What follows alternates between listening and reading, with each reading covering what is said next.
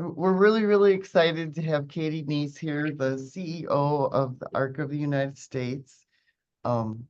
She is vibrant and I love her, and she knows a lot of things about what's going on federally. She's been in leadership in disability rights for over 35 years.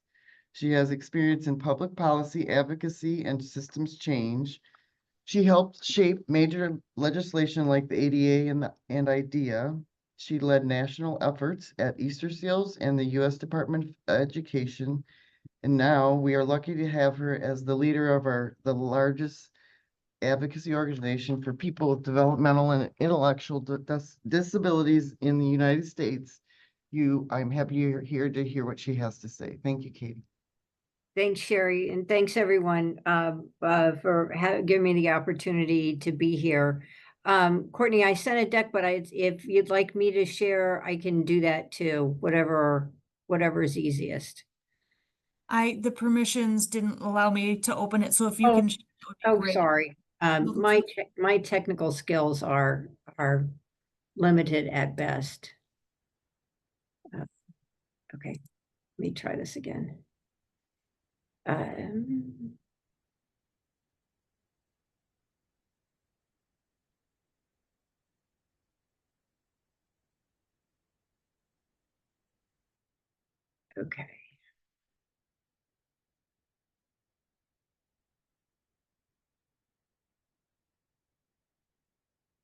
Great. Can you guys see that? Yes, thank you very much. Okay. Awesome. And let's get, there we go. As Sherry said, I'm Katy Neas. I'm with the ARC of the United States, and the ARC of the United States is sort of the Washington, D.C. home for the ARC and its nearly 600 chapters, of which all of you are very familiar with, those in the state of Michigan.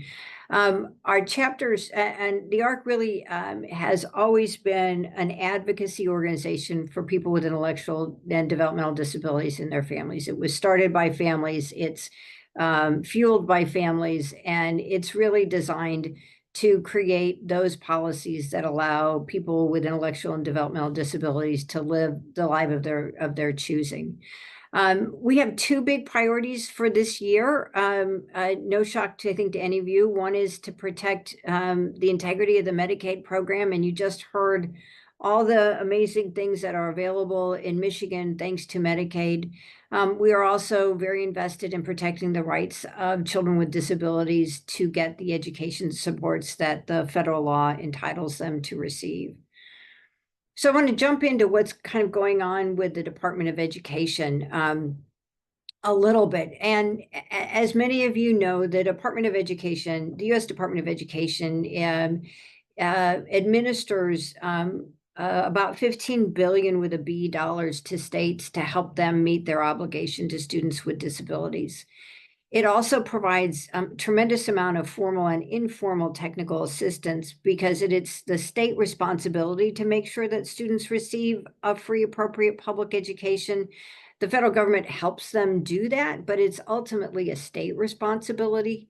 The department also funds, provides scholarship for people who want to be special education teachers and things of that nature. It also investigates violations of discrimination against students with disabilities. And last but not least, it provides accurate information to the public about what laws mean to specific people under specific circumstances. So we've had a lot of action this year, beginning in the middle of March, with pretty much no notice. The department, half of the staff from the Department of Education were terminated through a reduction in force. Prior to that time, we had been kind of playing the bingo game of, is today the day that the administration is going to drop an executive order to dismantle the Department of Education? And sort of for the month of February and the first half of March, we were checking the website every day to see if that in fact was going to happen, because those rumors were so ever present during those times. So 9 days after half of the staff were terminated, the administration did drop an executive order to formally calling for the formal dismantling of the Department of Education. We were concerned, we at the ARC of the US were very concerned about that. So we filed a legal declaration, which is kind of the same as testimony that you would present to a state agency or to Congress that explains your position. We wrote a declaration that said we're very concerned about what it means for the functioning of the department to have half of its staff gone. And then late last month, the federal court that was considering this question ruled that the department's staff have to be reinstated.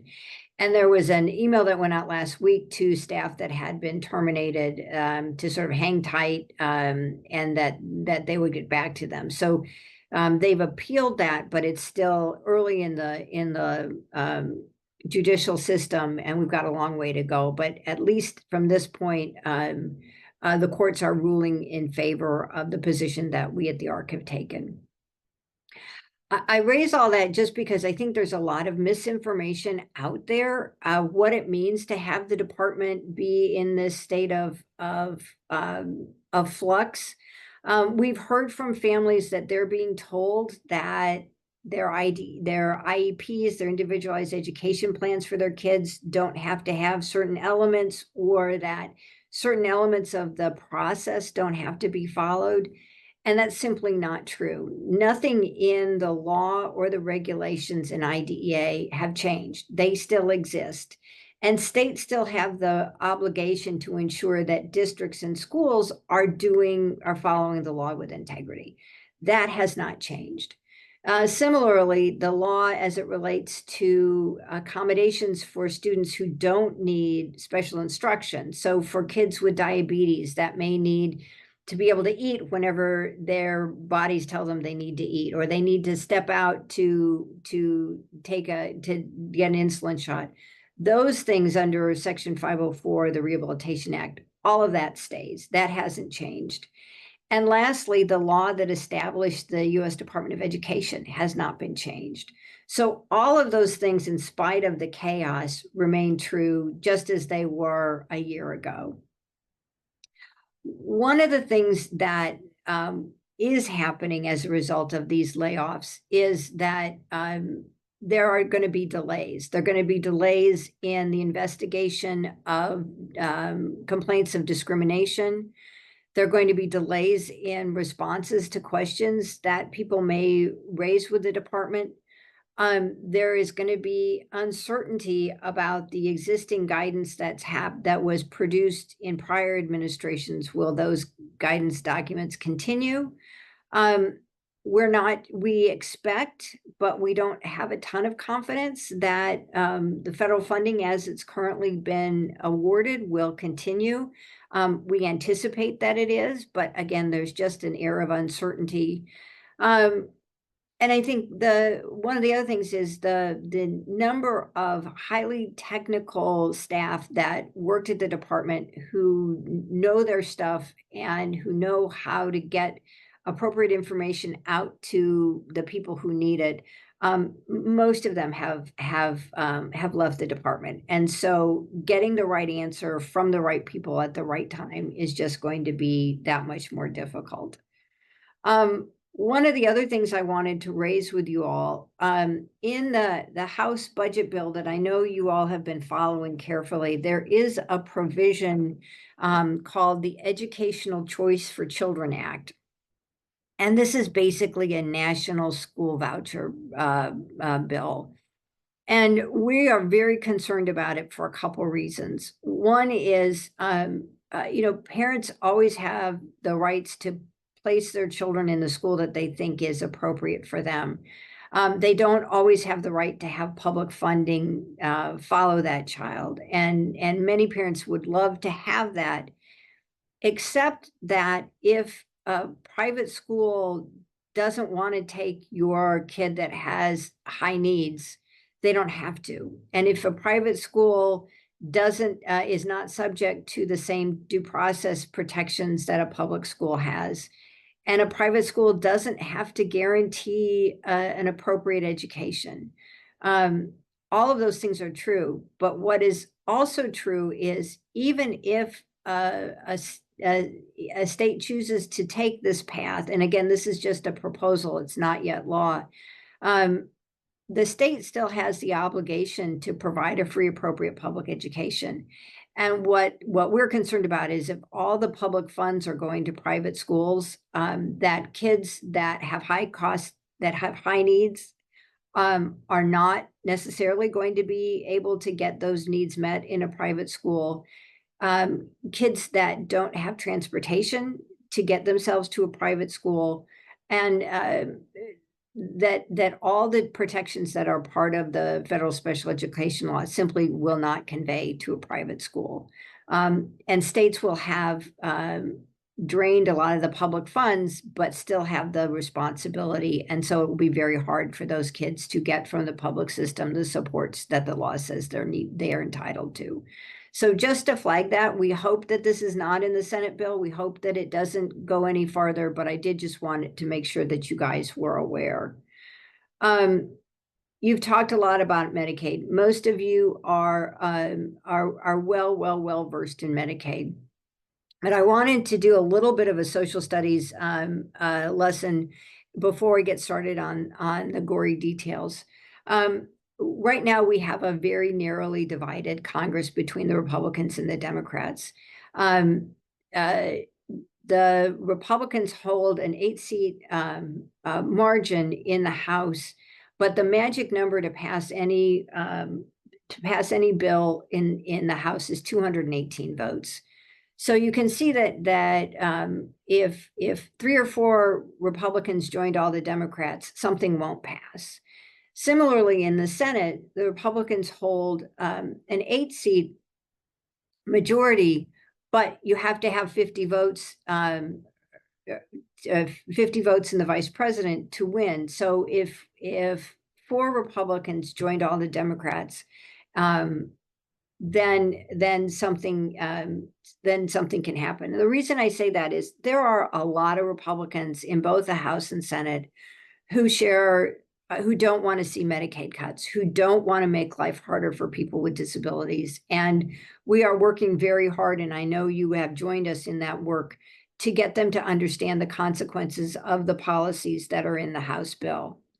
So our collective strategy, and I know my team has talked with you before, is really old school lobbying, getting each vote one at a time, that we are targeting those Republicans who we know are sympathetic to our cause, who have a personal relationship with someone with a disability, or have a great relationship with their chapters of the ARC. We are hell-bent on providing accurate and timely information to all stakeholders, policymakers, our advocates, and the media. We are focusing exclusively on the outcomes of the policy, and we are really not interested in what's motivating people, whether it's for reasons that we might share or reasons that we might not share. As long as they have want the same end result as we do, we're all for it. And then lastly, this has been a long slog. We started working on protecting Medicaid last fall because we knew this was going to be a topic of great interest of this Congress coming in this past January, and we wanted to be ready. So what I need to tell you is, in the House bill, and I know my team has gone through this, despite what you may be hearing from some members of Congress, people with intellectual and developmental disabilities are going to be affected. They just are. There is a very clear talking point that says that people with intellectual and developmental disabilities have protected, that their benefits and services will not be cut. And that's just not accurate.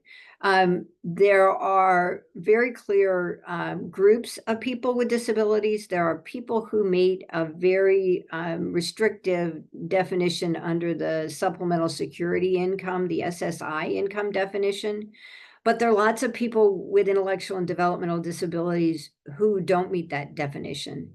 And they come to the Medicaid program from a variety of doors. But they come because of income. They come because of disability. They become because of other circumstances. But they are in the population of people outside of the traditional Medicaid program. We're very concerned about what taking this amount of money out of the healthcare system will mean. And will it make it harder for small hospitals to stay open? Will it make it harder for a state to not lower reimbursement rates for providers? And will make it harder for states to fund those optional services like home and community-based services. Those are consequences that we believe are very real if this policy goes forward as currently written. I think one thing that's on this slide that I haven't already talked about is there are additional things in addition to the work requirements and a new requirement that people have to renew their eligibility every 6 months. 6 months can happen in what it feels like a blink of an eye. Certainly this year has been that for me. And to keep on top of the paperwork and administrative things, it is going to be a challenge for some. And it's also going to be a challenge for states to make sure that their system is up to speed to accommodate what was once required once a year, every 12 months, to now be required every 6 months. There's just a lot of concern. So what we're hearing from members who voted for this bill in the House, and certainly members who in the Senate who don't want to see changes, is that this bill just eliminates waste, fraud, and abuse. We are all for eliminating waste, fraud, and abuse, absolutely. But very few of the policies in the House bill are designed to that. They're really more designed to create administrative barriers between people who are currently eligible for services and those services. And by creating these administrative barriers, we're making somebody do something twice in a 12-month period where before once was sufficient, really is kind of designed to set people, to trip people up, that if they don't meet all the requirements, then they lose their health insurance. And so we're quite concerned about that. We also want to make sure that people understand that taking nearly $800 billion out of the Medicaid program over 10 years, I think there's been some thought that that money would get reinvested in the Medicaid program for people who aren't involved in waste, fraud, and abuse. That's not the case. This is money that's going away and not coming back. I have the good fortune of being raised by a woman who grew up in Ann Arbor, and my grandfather has a very old school lake cottage in Benzie County in Northwest Michigan. And we have been to the Frankfurt Hospital on many occasions, both with my dad when he was still alive and my mom now that she's 94. That little hospital, I worry about what happens to a little hospital like the Frankfurt Hospital if Medicaid goes away and the people in that community that need it have to go to Traverse City, which isn't that far away. But if you're in a immediate emergency, and I can tell you that the care at the Frankfurt Hospital is awesome. You don't want to have to drive an hour to go to Traverse City to get there. And we're very concerned about that. We're also concerned about what happens when they just plain lose their insurance, right? And it means that they aren't going to the doctor when they need to. They aren't necessarily getting their medicines when they need to. And as a result, they're going to be in crisis and show up at emergency rooms. That doesn't save anybody any money. It just doesn't. It just shifts the cost from one place to another and makes that cost shift more expensive. But all is not lost, guys. The collective we have been cooking with gas. Our team in Washington has had literally hundreds of meetings with key leaders in the House and Senate. The ARC network has had more than 300 actions to Congress this year. And we've had some really great rallies at the Capitol as well as in state capitals across the country. We've also been collecting stories about what Medicaid means to people with disabilities. And I just learned this morning that we put a call out for stories of people with disabilities who are in the Medicaid expansion population, and to tell what it really means for them. And as our network does, they've responded, and we have several of those stories now, which will help us really put a face on what this means, what these policy changes mean for people with disabilities. And we've also been spreading the word through the media as best we can. So this is one of my favorite pictures. We were part of a 24-hour rally in May in front of the Capitol with the ARC of the US staff and chapters from the neighboring states.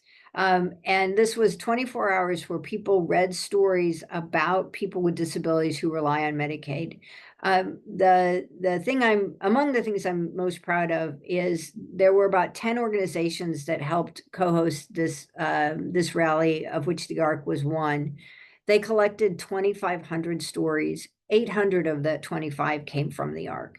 So the ARC people are showing up, standing up, making their voices heard, and doing it in just the very best way. So this was a proud moment for us to have such a strong showing of ARC chapters across the country, and then those that could physically be present on that somewhat gloomy day in the Capitol was really fun.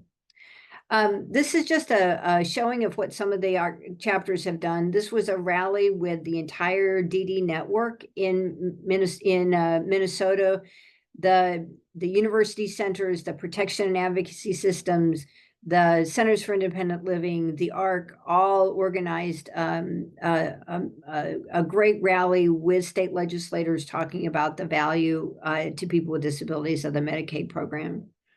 This is our executive from the ARC chapter in Nebraska, going to a town hall meeting and saying, I work with people with disabilities and people are afraid. We're really trying to, again, in a very respectful, pragmatic, fact-based way, bring this information to elected officials. As I said, we've had some great experience. This is just a snapshot of some of the media attention that we've gotten. And lastly, just to reinforce with everybody, we have some really groovy tools. We have a Medicaid toolkit that's available to anybody on our website, and it's at the arc.org /advocacy toolkits. And it's being updated even as we speak with some new fact sheets that respond to the policies in the House bill. We also are adding some new things about the supplemental nutrition program known as SNAP, that was also subject to some significant and dramatic cuts in the House bill, because we know that people with disabilities need health insurance and oftentimes food assistance to stay healthy. And so that is coming, and we're trying to keep at it. So I know many of you have written your members of Congress, you've gone to town halls, you've shared your stories. We still need to do it because we're not over. And one of the best ways to keep up to date of what's going on is to follow the ARC of the US on our social media platforms. That is where we are posting things first, as well as our website. So just to reinforce kind of where we are, because it feels like to me we've been at this for a very long time, and shouldn't it be over already? And we're not close to the end. So this is another social studies test. So the House passed its version of its bill in late May. The Senate is now debating its bill. They have targeted the 4th of July, which is 2 weeks from this week, it's 3 weeks, as when they want to get done. That's going to be, that's an aggressive timeline, and we'll see. We anticipate that the Senate bill will be different from the House bill. So if that's the case, they have to the House and Senate come together and rewrite a bill that is identical, that is one bill. That bill has to be passed in its identical form by both the House and Senate before it can be sent to the president for his signature. So we are still in the beginning of this game. I always say we're kind of at the end of the first quarter. And so we still have a lot of work to do. And so I know that many of you have done everything. We're going to ask you to do it again and again, because we have some new information and some new strategies. But at the end of the day, we need people to understand what's in this bill, and we need them to convey that to their members of Congress. I was at a meeting last week on the Hill, and we were told that there's some polling that showed that as many as 75% of Americans aren't paying attention and don't know what's in this bill. And so what we are trying to do is get the word out, to get people to understand what these policies really mean for people with disabilities, and to have those folks share their concern with their elected officials. I have to reinforce over and over and over again, disability and the needs of people with disabilities has always received bipartisan support. There are members of both political parties who share our concerns. We just need to make sure they hear from people they respect and they care about, and that's people who live in their districts and in their states. And so that's why we're trying to make this this information available to everyone as easily as possible. So I think as we're going into this next phase, a couple things just to remember. There are members that are they don't want to see cuts to Medicaid. They just don't. There are also members that are very concerned about the fact that our deficit, our national deficit, is big. Now, it's big for a couple reasons. One is we had major tax cuts in 2017. And it's big because we got through a global pandemic, and the federal government spent a lot of money it wasn't planning to spend to help people navigate that very uncertain time. We don't know how the Senate's going to move forward, but there are members in those that have those two very pragmatic concerns. Their solution is going to be different and not the same. And so we're not really sure how the Senate's going to end up with a final bill, but we know that they are working very hard to do that. And lastly, while I think we all wish that it was over and we were victorious, it's not over till it's over. But we are doing, the collective we are doing everything we can to get the word out, to connect real people with their elected officials, and to find those connections with elected officials where we're connecting them with someone they know and care about. And so I'm just grateful for the time to be able to speak with you guys today. I'm grateful for all the work that you and your friends and families and colleagues have done to help us spread the word. And be happy to answer any questions that you all may have. But just know that what you all are doing is making a big difference. And I'm hopeful and optimistic that when all is said and done, we are going to end up in a place that is much better than what we had originally feared. So thank you from me, and happy to answer any questions that you all may have. Hi, Katie. There's a question in the chat. What is the most effective and efficient way to educate the electorate in our state on the potential impact of these cuts? What other organizations could we be teaming up with?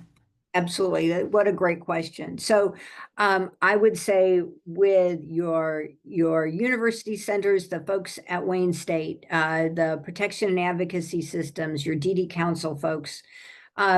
We also, on our website, within that toolkit that I mentioned, we have state fact sheets that can show what the real consequences by state are. And so I would say, please use that tool. I think the other thing is a number of members really feel with authenticity that people with intellectual and developmental disabilities have been protected in this bill. And they don't understand that people with disabilities, people with IDD, come to the Medicaid program in a variety of ways. And so helping them understand that is going to be very, very helpful. The other thing is taking this money out of the healthcare system. In a place, Michigan is an interesting state because you got everything. You've got big urban districts and you've got a lot of rural areas. Taking money out of the healthcare system is only going to make it harder for people to get the healthcare they need, for all people, but including people with disabilities. And I think that's a really important message. The other thing is on work requirements. I think it's nearly 70% of people in the expansion population are working. So it's a solution looking for a problem. And the majority of people who are not working are very low income women who left the workforce to take care of somebody. I was at a meeting earlier this week and somebody made the comment about our long-term services and supports for older adults is really daughters. And that's, quite frankly, that's who it's been. It's been somehow a woman in a family has been the one to take care of their aging parent or a loved one who had a catastrophic illness or something. And so I don't know if those are the people we really want to be taking healthcare away from, but it is it's not the lazy 27-year-old that's playing video games in the basement. It's somebody very different. So I think trying to bring some pragmatic data to folks is really very, very important. And that elected officials are, 4th of July is a time where there are lots of parades and lots of elected officials, and they can hear from you. But also the old-fashioned, we have action alerts on our website that you can send an email or a text or something, and I would just encourage folks to use those tools as well. Great, thank you, Katy. In the chat, you'll see some links have been posted to the ARC advocacy toolkits and to the snapshot on Medicaid impact in Michigan as well. We have another question along the same lines when you were speaking about healthcare. A question about support for direct care workers. Yes. Who are struggling with low wages. Any thoughts on that? Yes, and that's a place where if you take this much money out of the Medicaid system, it's going to make it that much more difficult. Many of you have toiled in the vineyards, if you would, for years trying to get additional state Medicaid funds to raise salaries for disability service providers. And it's been very effective. And yet it's not enough, right? We still need to make this a vocation and not a job that somebody takes till they figure out what else it is that they want to do. And so that is a state decision, and not one that the federal government has a direct hand in, except that if they take out all this money from the Medicaid program, it is going to make it harder and harder for states to come up with to offset those costs, that lost revenue, which is going to make it harder for them to increase salaries for DSPs. Thank you so much for that answer. And in Michigan, we do have a direct care worker wage coalition, and that link has been put in the chat if that's something that folks want to get connected with.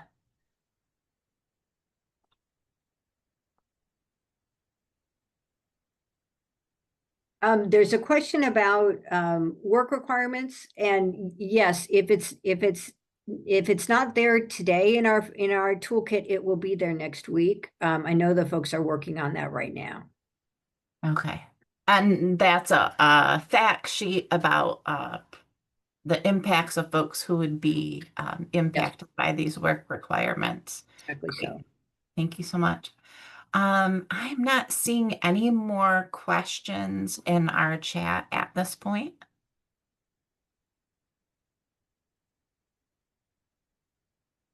There's a question about the Heads Up Act.